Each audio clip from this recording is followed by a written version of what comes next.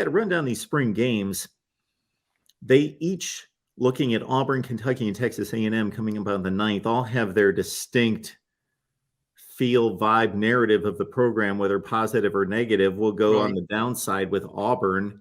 A lot needs to be determined. A lot has been in question over the course of this offseason.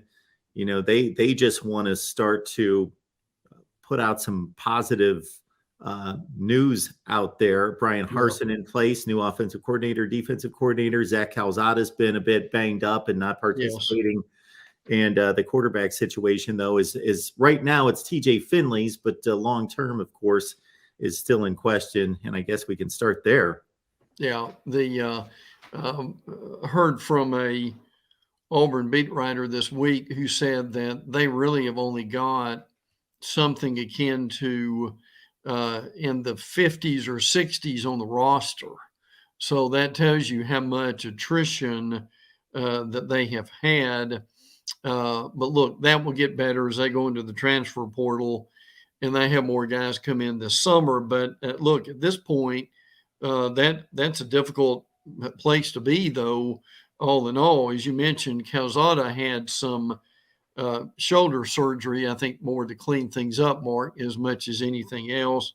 So, no, he will not be participating at this point. TJ Finley will be getting most of the reps. Robbie Ashford, the transfer from Oregon, and again, he didn't play much at Oregon either, did he, Mark? So no, he's not really pass. No, I mean, we really don't know anything about him other than he came from Oregon. Holden Generin is another guy that they are looking at too. And then Will Friend, the offensive line coach.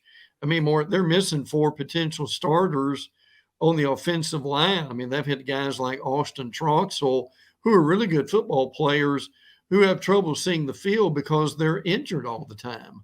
So I'm not going to say it's a total mystery, but you would want to tune in to the Auburn spring game as much as anything else to just kind of see what's going on, with there being some mystery there as far as where they're going. So, and the Auburn beat writer basically said, you know, a lot of these spring games, you can have a draft and divide 2 teams up and so forth. And he said they really don't even have enough to do anything of that nature. So, and look, it's spring. It's not a big deal. They'll be okay.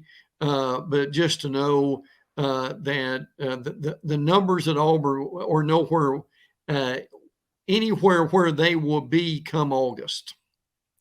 And with new offensive and defensive coordinators, that's going to remain a mystery because they're not going to unveil much of anything on Saturday. So that remains, except for what they let us know in press conferences, what's going to be unveiled in August. So Auburn, of course, reeling after 5 consecutive losses to close the last season, and then also sorts of turmoil in the offseason, wants to get back on track.